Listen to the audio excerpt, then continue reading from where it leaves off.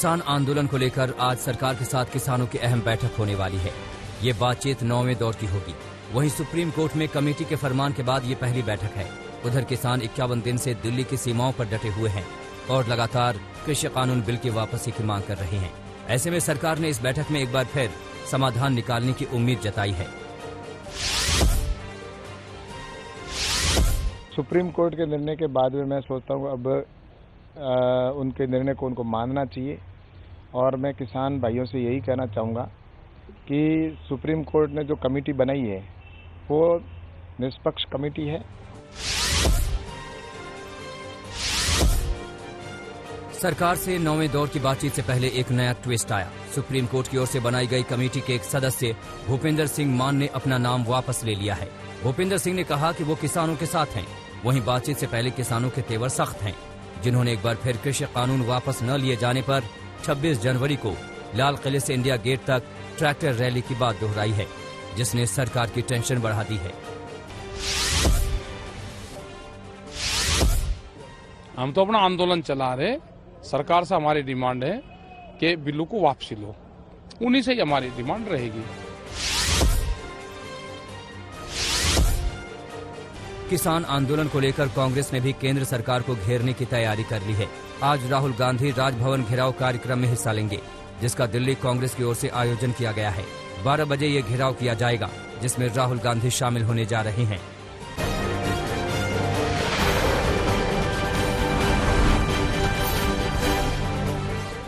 भारत में corona virus को हराने के लिए अंतिम लड़ाई के तौर पर वैक्सीनेशन प्रक्रिया कल से शुरू हो रही है। कल प्रधानमंत्री नरेंद्र मोदी इस महाअभियान की शुरुआत करेंगे।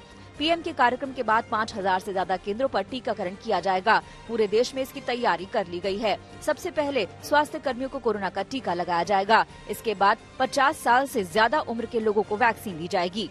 वैक्सीन हेल्थ वर्कर और फ्रंट लाइन वर्कर्स की तादाद 3 करोड़ है। 50 साल से ज्यादा उम्र के लोगों और इससे कम उम्र के उन लोगों को टीके लगेंगे जो पहले से किसी गंभीर बीमारी से पीड़ित हैं। ऐसे लोगों की संख्या करीब 27 करोड़ है।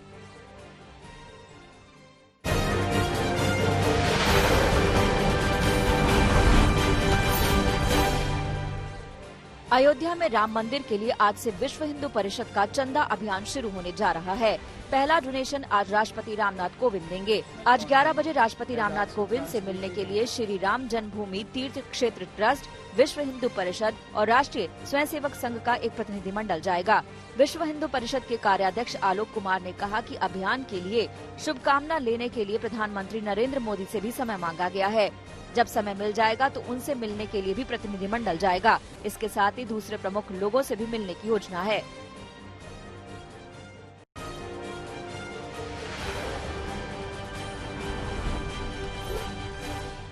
व्हाट्सएप की नई प्राइवेट पॉलिसी को दिल्ली हाईकोर्ट में चुनौती दी गई है।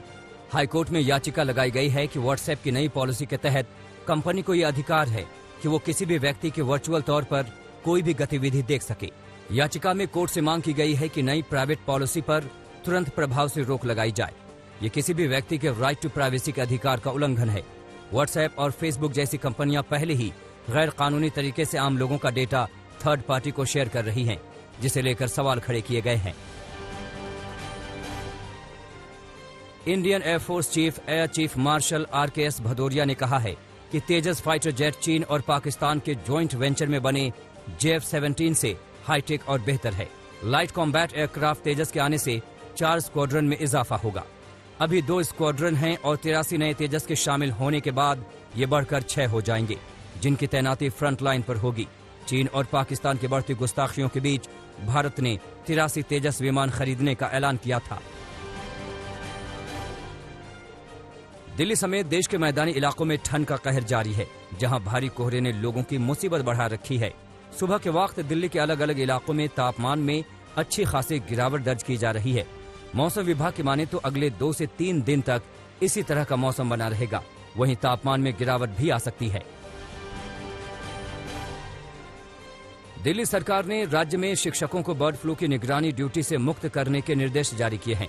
उप मुख्यमंत्री और शिक्षा मंत्री मनीष सिसोदिया को शिकायत मिली थी कि कुछ जिला अधिकारियों द्वारा शिक्षकों को बर्ड फ्लू निगरानी ड्यूटी में लगाया गया है, जिस पर एक्शन लेते हुए दिल्ली सरकार ने इस ड्यूटी से सभी शिक्षकों को मुक्त करने का आदेश दिया है। इसके साथ ही सभी डीएम को निर्देश दिया गया है कि बिना इजाजत शिक्षकों को इस तरह की ड्यूटी पर न लगाएं। राज्य के शिक्षकों को बर्ड फ्लू के खतरे को देखते हुए दिल्ली में आने जाने वाले मुर्गा वाहनों की निगरानी की ड्यूटी पर लगा दिया गया था, जिसका शिक्षक संघ विरोध कर रहा था। राजधानी में स्पा चलाने वाले लोगों को दिल्ली हाईकोर्ट से बड़ी राहत मिली है। मार्च में लॉकडाउन के बाद से ही बंद स्पा को दोबारा खोलने की दिल्ली हाईकोर्ट ने इजाजत दे दी है। लगातार स्पा के महीनों से बंद होने के कारण स्पा चलाने वाले लोगों को आर्थिक संकट का सामना करना पड़ रहा है। स्पा चलाने के दौरान इनके मालिकों को दिल्ली सरकार की तरफ से जारी की गई गाइडलाइंस का पालन करना होगा, जिसमें यहां काम करने वाले कर्मचारियों का हर 2 हफ्ते के बाद कोरोना टेस्ट कराना जरूरी होगा। इसके अलावा स्पा में सेवा लेने वाले व्यक्तियों को भी ये लिखित में देना होगा कि वो फिलहाल कोरोना से ग्रसित नहीं हैं और न ही हाल में कोरोना से ग्रसित हुए हैं।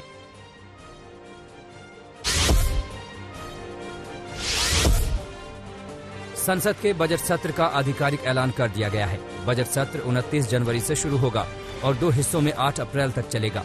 बजट सत्र का पहला चरण 29 जनवरी से शुरू होगा और 15 फरवरी तक चलेगा, जबकि दूसरा हिस्सा 8 मार्च से 8 अप्रैल तक चलेगा। इस दौरान 1 फरवरी को संसद में आम बजट पेश किया जाएगा।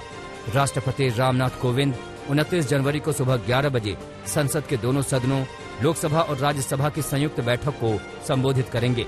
संसदीय मामलों की मंत्रिमंडलीय समिति ने 29 जनवरी से बजट सत्र की सिफारिश की थी। सत्र के दौरान कोरोना वायरस से जुड़े सभी प्रोटोकॉल का पालन किया जाएगा।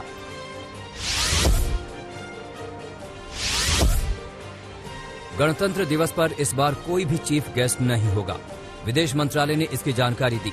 इससे पहले ब्रिटेन के प्रधानमंत्री बोरिस जॉनसन 26 जनवरी पर चीफ गेस्ट के रूप में भारत आने वाले थे। हालांकि बाद में उन्होंने कोरोना की वजह से अपना दौरा रद्द कर दिया था। पिछले 55 साल में ये पहला मौका होगा जब भारत का गणतंत्र दिवस बिना मुख्य अतिथि के मनाया जाएगा। इससे पहले साल 1966 में भी भारत के तत्कालीन प्रधानमंत्री लाल बहादुर शास्त्री के ताशकंद में हुए निधन के कारण किसी को आमंत्रित नहीं किया गया था।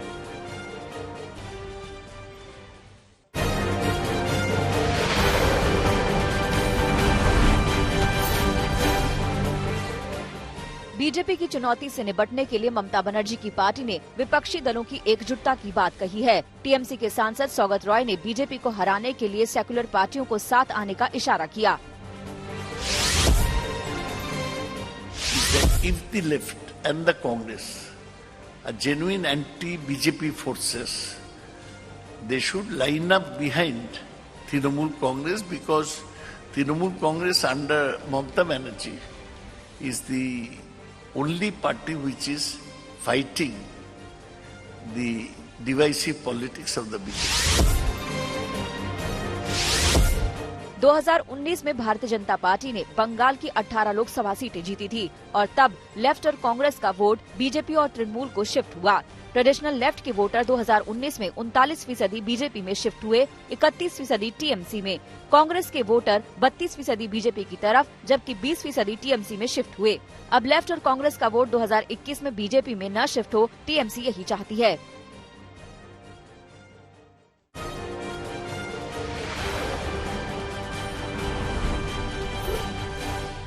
लखनऊ में नाबालिग लड़की के साथ गैंगरेप का सनसनीखेज मामला सामने आया है। पीड़िता की प्रेमी ने पैसे लेकर दूसरे लोगों से गैंगरेप करवाया। इस दौरान नाबालिग लड़की का वीडियो भी बना लिया गया और वीडियो वायरल करने की धमकी देकर अलग अलग लोगों से रेप करवाता रहा।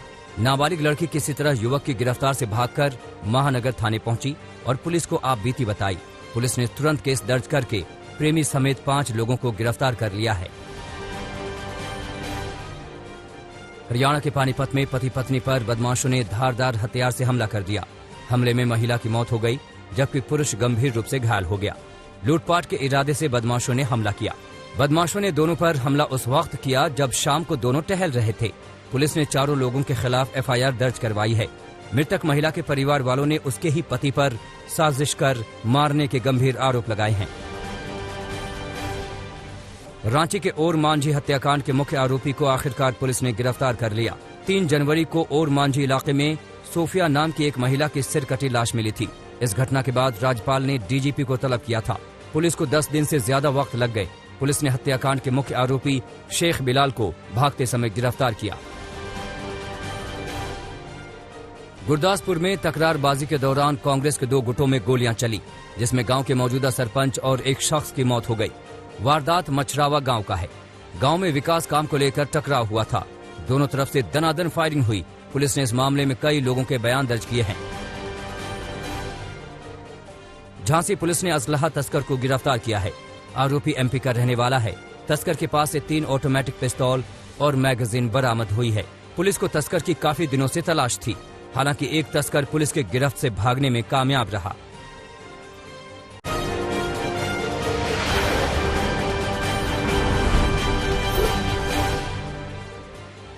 गुरुग्राम में लग्जरी गाड़ियों की चोरी करने वाले गिरोह का भंडाफोड़ हुआ है। ये चोर हाई सिक्योरिटी नंबर प्लेट लगाकर कार बेचा करते थे। लग्जरी गाड़ियों के सौदागर को पुलिस ने नागालैंड से गिरफ्तार किया है। 2 आरोपी पहले ही गिरफ्तार हो चुके हैं। ये चोर दिल्ली एनसीआर से लग्जरी गाड़ी चुराकर नागालैंड में बेचा करते थे। महंगी से महंगी गाड़ियों का सौदा 5-5 लाख रुपए में होता था।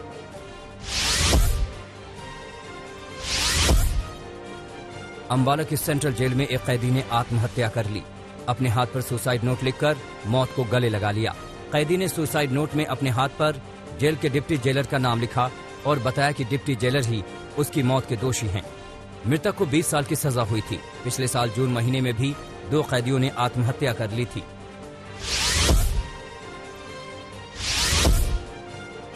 पटना सिटी के अगमकुआं में पॉकेट मार की जमकर धुनाई हुई। पॉकेट मार को बेल्ट और लात घूंसों से लोगों ने पीट डाला। पुलिस किसी तरह पॉकेट मार को भीड़ से छुड़ाकर थाने ले गई। पुलिस ने पॉकेट मारने वाले शख्स से कुछ पैसे भी बरामद किए हैं। अगमकुआं थाने के अधिकारी इस पूरे मामले में बोलने से परहेज कर रहे हैं।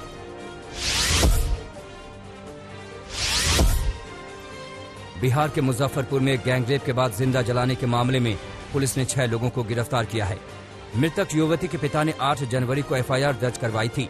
इस मामले में कुछ और नाम का पता चला है, जिनकी गिरफ्तारी के लिए पुलिस दबिश दे रही है। इस मामले में गांव के 4 युवक ही आरोपी हैं। पीड़िता के शव का दाह संस्कार हो चुका है। पीड़िता के पिता पंजाब में मजदूरी करते हैं।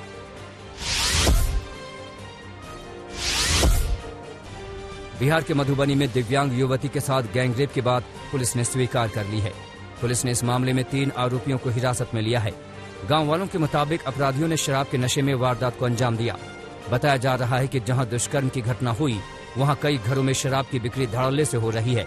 शराबियों की वजह से अक्सर महिलाओं को काफी दिक्कतों का सामना करना पड़ता है।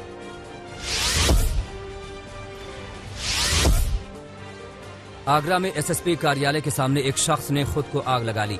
शख्स को जलता देख वहां मौजूद पुलिस वालों और वकीलों ने आग बुझाई, जिसके बाद अस्पताल में पीड़ित को भर्ती किया गया। बताया जा रहा है कि आग लगाने वाले शख्स का नाम अमित है और वो अपनी बहन से छेड़छाड़ की शिकायत लेकर पहुंचा था। लेकिन अमित की बहन की माने तो वो नशे में हमेशा डूबा रहता और आए दिन किसी पर भी आरोप मढ़ देता।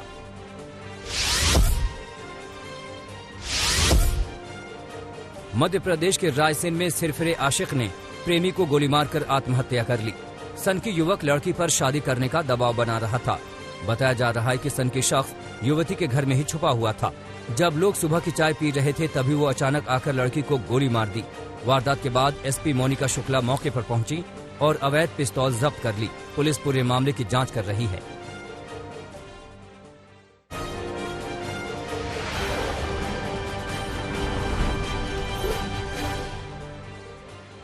कोरोना वायरस को लेकर चीन की जवाबदेही तय करने का काम शुरू हो गया है। चीन के वुहान शहर में विश्व स्वास्थ्य संगठन यानी WHO के 13 एक्सपर्ट जांच करने पहुंचे हैं। इन्हें पता लगाना है कि वुहान में कोरोना वायरस का स्रोत क्या था। वुहान से ये वायरस पूरी दुनिया में फैला था, लेकिन चीन ने WHO के 2 वैज्ञानिकों को कोरोना टेस्ट के नाम पर रोक दिया। ये वैज्ञानिक सिंगापुर में ही रुके हुए हैं। 13 वैज्ञानिकों को वुहान पहुंचते ही चीन ने 2 हफ्ते के लिए क्वारंटीन कर दिया है और इसी बीच चीन में अचानक कोरोना के मामले भी बढ़ गए हैं।